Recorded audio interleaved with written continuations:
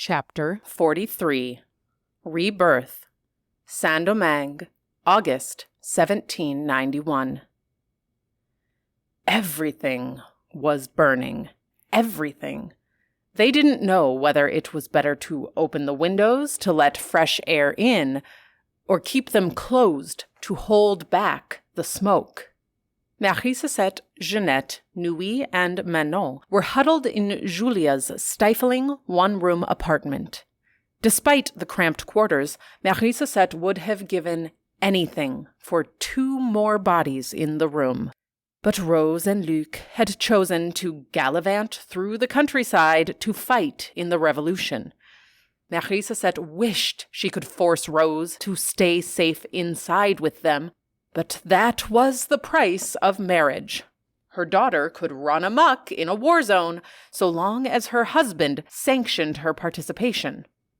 Jeannette had begged to join her sister, but obviously Marie-Cosette refused. Jeannette was less than thrilled, but Marie-Cosette was used to her daughter's frustration. Frankly, that tone was the crowning description of nearly every conversation the two of them had shared over the last year. Marie-Cosette was helping Manon braid Jeannette's hair when she heard shouting outside. "Madame Lefebvre! Monsieur Lefebvre!" a man's voice called urgently. Marie-Cosette peered out the window. "Monsieur Louverture," she said in surprise. "My daughter is not here." He was not alone. Beside him stood a very pregnant woman who appeared to be in significant pain, along with 2 young boys clinging to her dress in fear.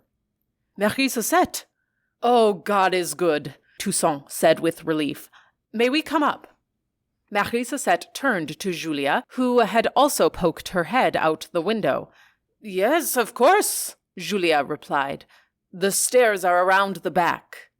The woman beside him buckled suddenly, letting out a ferocious moan. Marie-Cosette rushed outside to help. The woman was clearly in active labor. Toussaint swept her up in his arms and carefully carried her up the stairs as Marie-Cosette guided his steps. "How far apart are her contractions?" she asked urgently. "It's been hard to time them on a night like this," Toussaint admitted, fumbling for his pocket watch. "She wasn't due for another 3 weeks. "Babies never come when we tell them to," Nuit said, grabbing the pocket watch from his shaking hands. The contraction eased, and the woman looked up, sweat slicking her hair to her face. "Thank you," she heaved. "I'm Suzanne, Toussaint's wife." She turned to her husband, her expression tightening with pain, but her eyes holding on to his with quiet certainty. "If this is the woman you told me about, I'm in good hands. We'll be all right. You need to go, my love." "I can't leave you like this," he said, gripping her hand. "Freda needs you. This is probably just stress. I doubt the baby is really coming." Marie-Cosette exchanged a skeptical look with Nuit, but Suzanne was obstinate. "Are you sure?" he asked nervously. "Neither of our boys came early. This one won't either. My body is just reacting to everything going on. Our whole island is burning. Go, now. There isn't much time." Toussaint hesitated, then bent down and kissed her deeply. "Only because you insist." "Be safe," she whispered as he left. They all watched as Toussaint closed the door behind him. The instant the latch clicked, Suzanne's face twisted. She turned to Marie-Cosette, her eyes fierce. "This baby is coming right now." "I agree," Marie-Cosette said, rolling up her sleeves. "Don't worry, we'll take good care of you." Marie-Cosette couldn't necessarily say how she expected this war to play out. She was hardly a soldier, but she definitely didn't expect to spend her first days as a free woman hiding away in Julia's cramped apartment, delivering a baby. But life rarely unfolded as expected. Marie-Cosette felt terribly for poor Suzanne. The fires that burned all through the countryside made the August heat even more unbearable. And now there were even more people packed into a single room. Marie Suzette realized that she really should have been more careful what she wished for. Suzanne let out a guttural cry. Nui rushed to her side and grabbed her hand. Manon, watch the time, she instructed, as the work of childbirth began in earnest.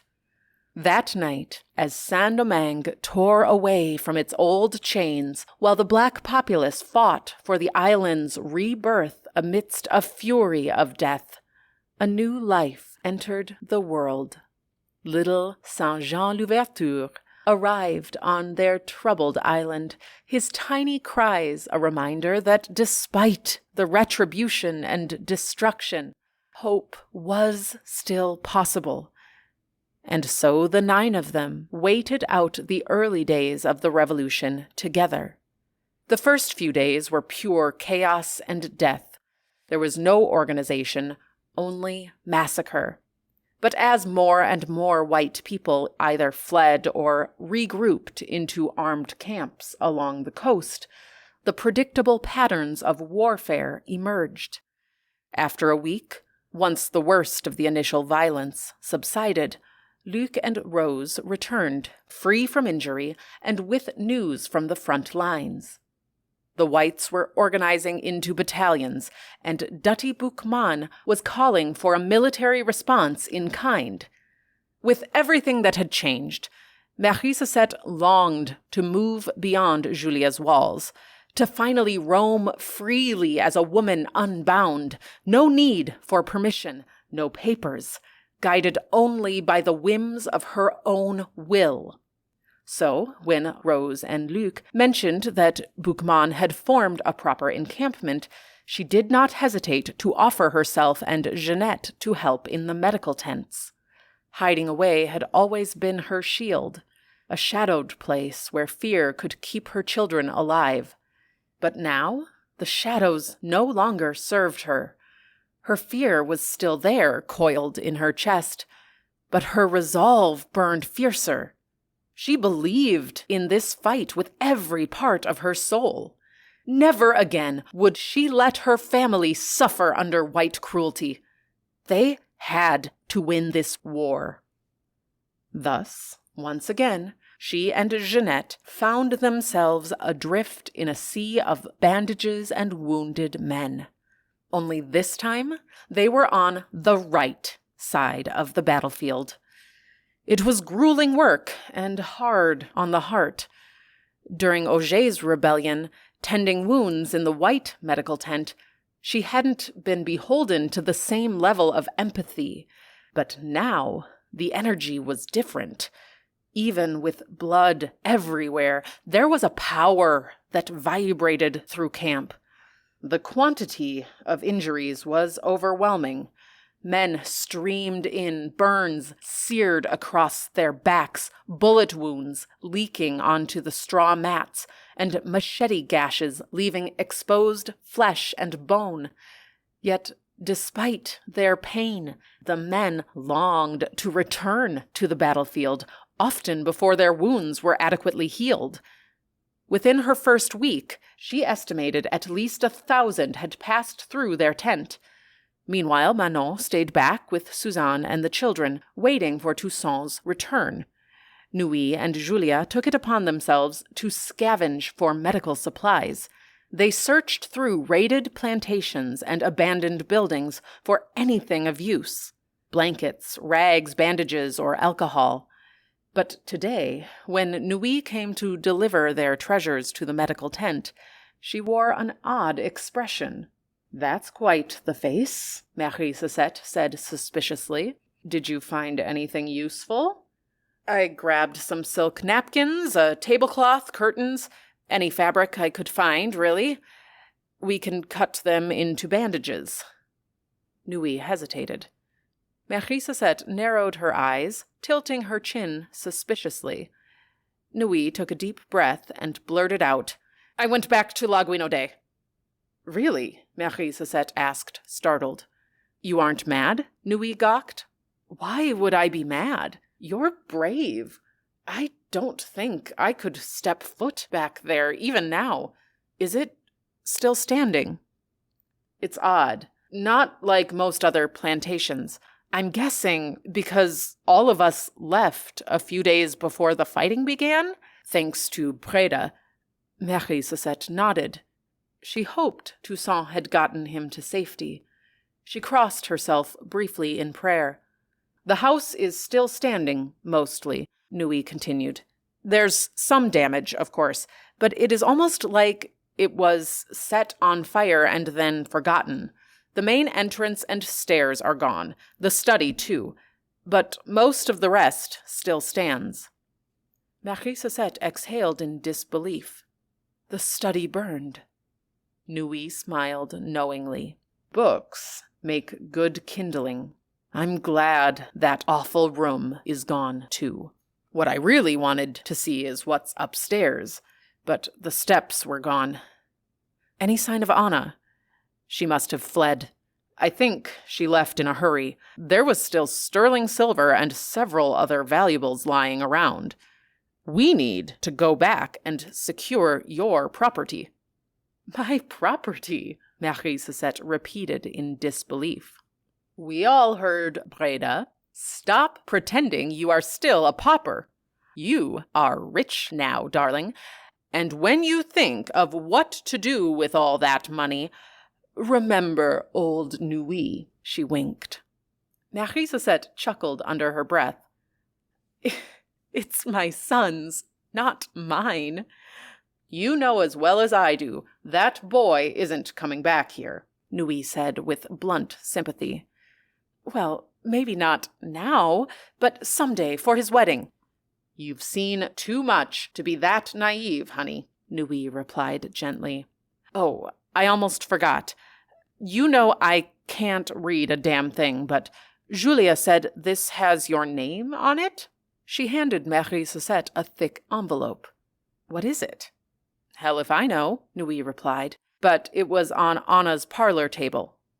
That woman still manages to invade my privacy, Marie Sosette muttered as she looked more closely at the broken seal. The signet was intricate, but she didn't recognize it. She pulled out the contents. Oh, it's the contract. See here, that is Thomas Alexandre's signature. And here, this is where it says, my girls and I are free. She clutched it to her chest. Then something slipped out and fell to her feet. She bent to retrieve it, letting out a small, excited gasp. Are you all right? Nui asked. It's from Thomas, Marie Sosette whispered, her voice quivering. Didn't we just establish that? Nui asked, puzzled. No, this is from him. The contract is from his lawyer. This... She held the letter delicately. This is his own hand. I was so afraid he couldn't reach me anymore with everything that's happened. Her voice trailed off as she couldn't wait any longer to begin reading.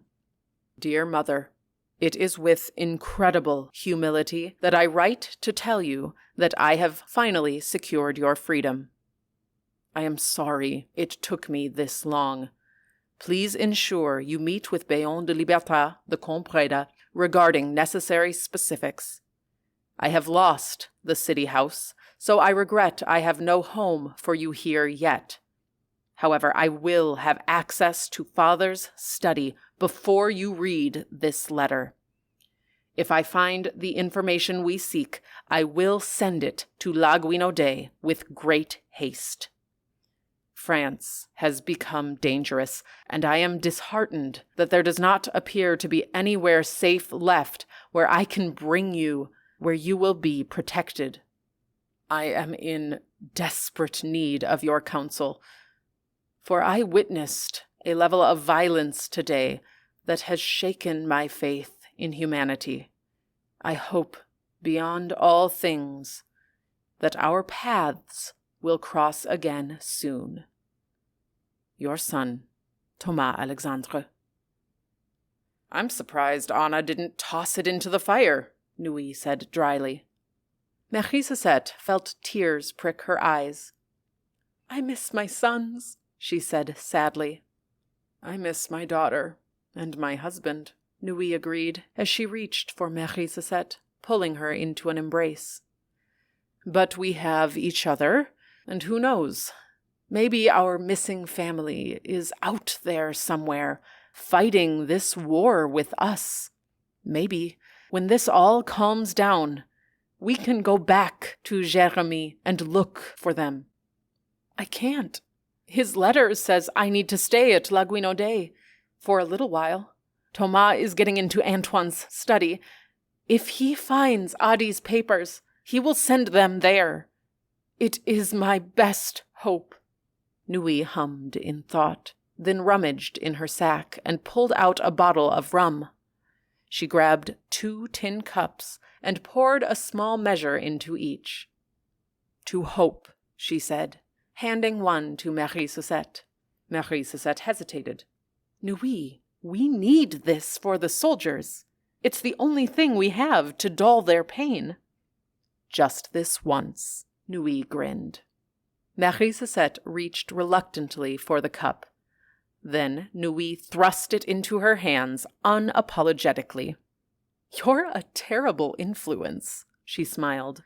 The 2 women clinked their cups together and downed the burn in silence. Just then, the tent flap rustled open. "Monsieur Boukman!" Marie-Cosette jumped up and quickly bent into a curtsy as Nui hid the evidence of their guilt. "You need to break that habit, madame," he chuckled warmly. Marie-Cosette panicked, ready to promise that she had never indulged before, but apparently it was the curtsy that vexed him.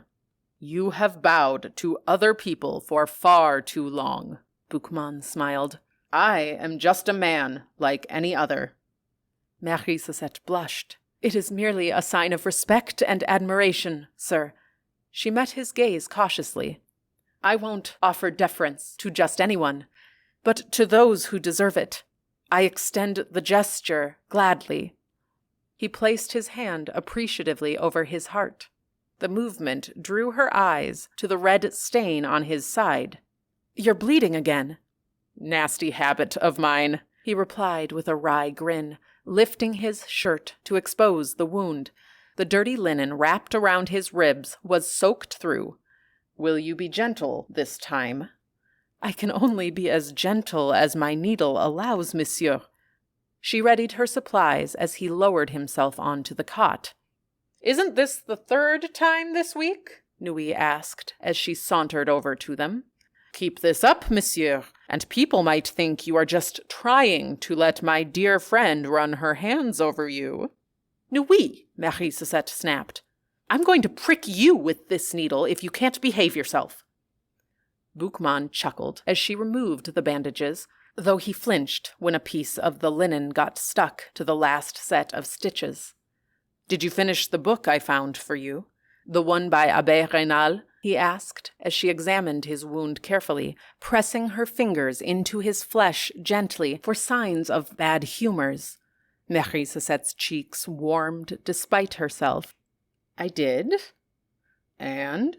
He looked up at her, and she felt butterflies in her stomach. "I'm a little afraid to admit," she said. "I'm not sure you will agree with me." "I hope that I don't," he smiled. "I've missed real discourse. I haven't properly debated anyone since I was kidnapped outside the library in Futatoro." "Well," she breathed, "I think Raynal is a fool to insist that freedom can be granted by philosophers alone. I mean, no offense." He chuckled. "None taken. But don't his words just fill you with optimism?" She smiled faintly. She hadn't expected to discuss literature in a battlefield tent. Something about it, about him, made her heart feel a little less heavy, if only for a moment. She was about to reply when a piercing voice interrupted them. "I've been looking for you everywhere." Marie-Cosette turned to see a striking woman with hauntingly green eyes step inside the tent. Her deep brown skin glowed in the dim lantern light.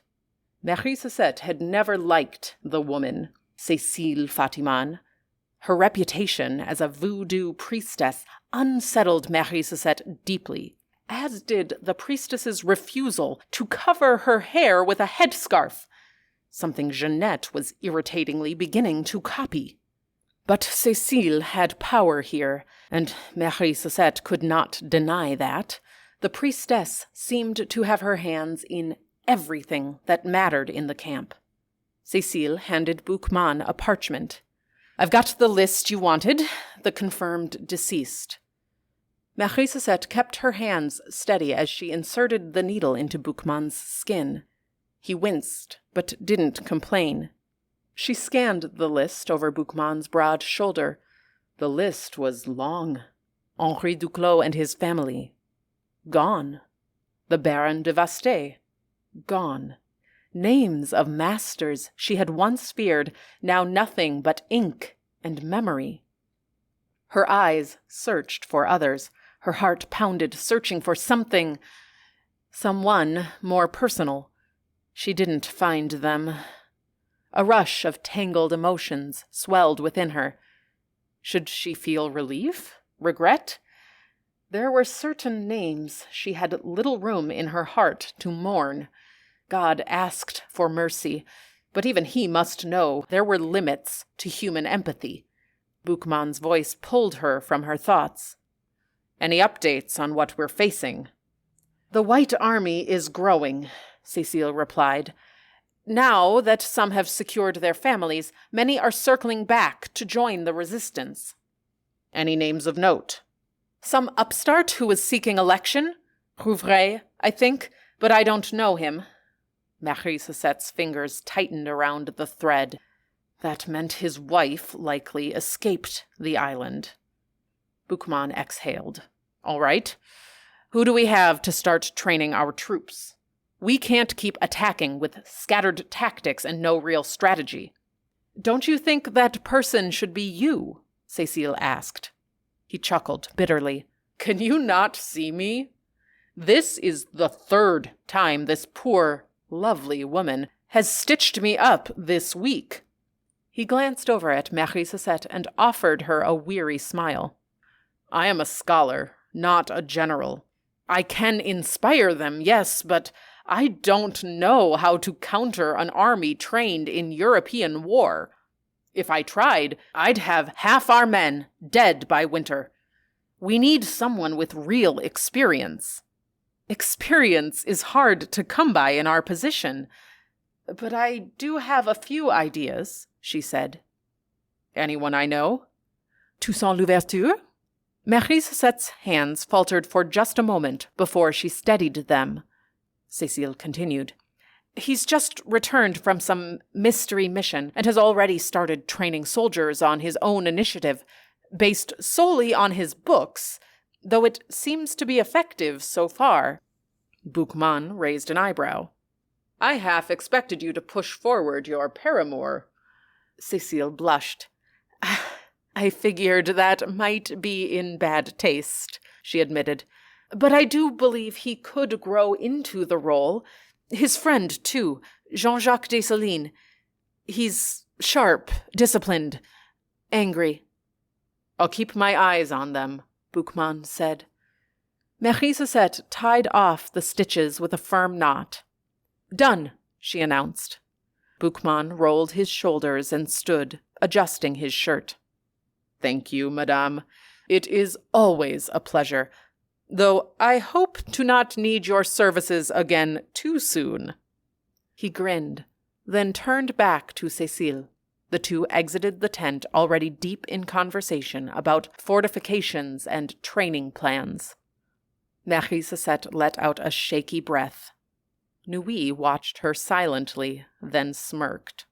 "You're sweet on him, aren't you?" Marie Cosette scoffed softly. "Don't be ridiculous. Besides, our gods are different." "Mm-hmm," Nui hummed, unconvinced. "Still nothing wrong with enjoying a good view." Marie Cosette shook her head, biting back a small smile as she began tidying up her tools. So Toussaint's back? Nui continued. Yes, Marie Suzette responded. Rouvray, too. That's unfortunate, Nui replied. No word on Anna. As she picked up Boukman's soiled bandages, she muttered, Everything depends on this revolution. So long as the lines held, every person in Cap Français was free. Outside, the camp buzzed with preparations for battle. Inside, Marie Suzette's chest felt awake in ways she hadn't let herself feel for decades. There was something about this tent that brought her a strange new sense of fulfillment, a sense of purpose that reached beyond mere survival. And then there was him, or at least the possibility of him. She finally felt alive. She had a frightening, new, and imperfect little life, but it was hers, and she was quickly learning to cherish it. But this was war, and in times of war, attachment was a very dangerous thing to find comfort in.